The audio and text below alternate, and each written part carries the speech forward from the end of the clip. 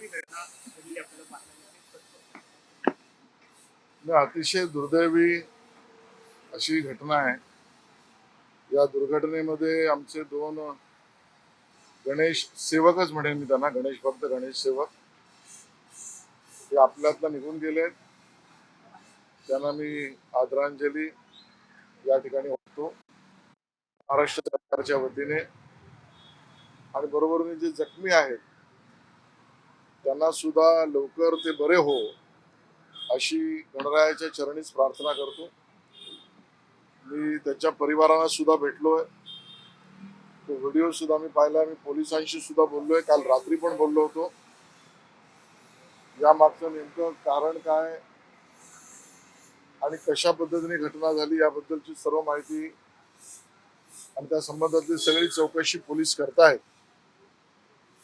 अतिशय वेदनादायी प्रसंग आहे की आपण गणरायाचं स्वागत ज्या उत्साहात करतो त्या उत्साहामध्ये यावेळेला मुंबईमधली दुर्घटना खूप दुःख देणारी आहे।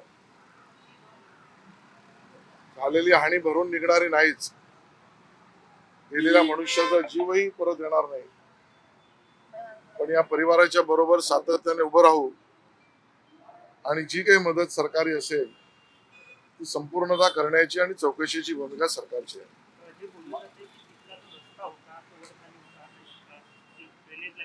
महानगरपालिकेकडे दुसरी गोष्ट अशी बोलली जाते की जो गणपतीचा पाठ जो होता त्यांचं काहीतरी बॅलन्स बिघडलं असं बोललं जातं। सगळ्या प्रकरणाच्या चौकशी होणार आहे।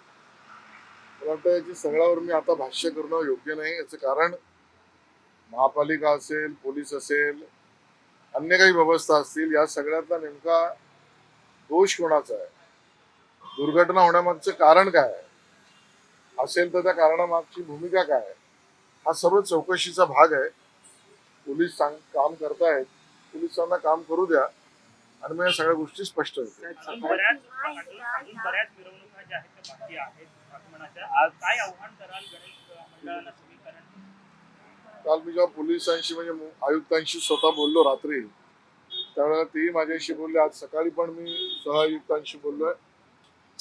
जे पाठ आपण आणतो आहोत आणि जे पाटाच्या खालीचं व्हील आहे, चक्र आहे, ते टायर आहे, लोखंडी आहे, टायर मध्ये हवा आहे, लोखंड बसल्यावर त्याचा दणका, व्हायब्रेशन बसणं, या सगळ्या प्रकाराची जरा चिंता करायला पाहिजे।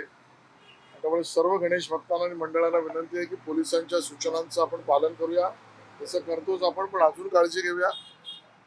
या ज्या काही पाठ खाली असलेला व्हील, ते व्हील कसला आहे या सगळ्या बाबतीमध्ये चिंता करूया। मुंबई महानगरपालिकेला तर निर्देश आम्ही दिलेच आहेत, पण आता काटेकोरपणे मुंबई महापालिकेच्या आगमनाच्या रस्त्यावर रस्त्याची स्थिती काय याच्यावर तातडीने 24 तासात काम केलं पाहिजे। हे मी मुंबई महापालिका आयुक्तांशी बोललोय। सर्व मंडळांची भूमिका सकारात्मक असते, पोलिसांची, ट्रॅफिक पोलिसांनी राहावी आणि दुर्घटना होऊच नाही या पद्धतीच्या व्यवस्थांची चिंता आपण सगळ्यांनी केली पाहिजे।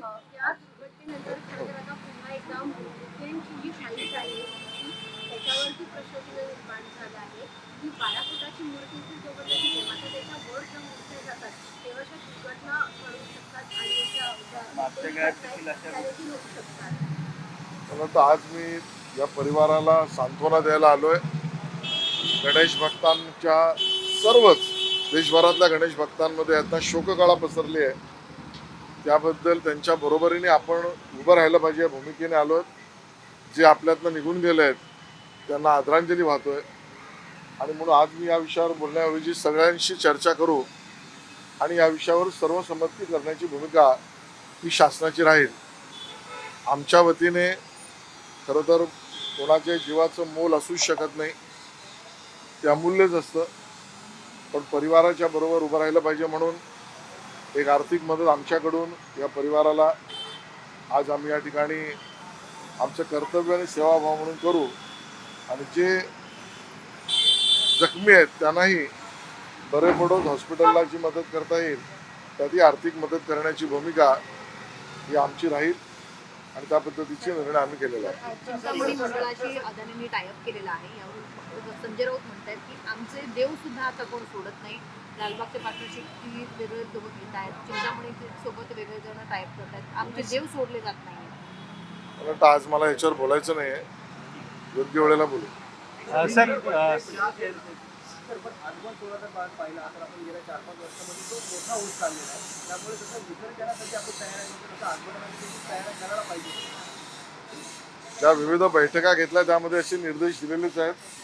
महापालिकेने बैठका घेतल्या, राज्य सरकारच्या वतीने मी स्वतः बैठका घेतल्या, लोढाजींनी बैठका घेतल्या, आम्ही निर्देश दिले आहेत.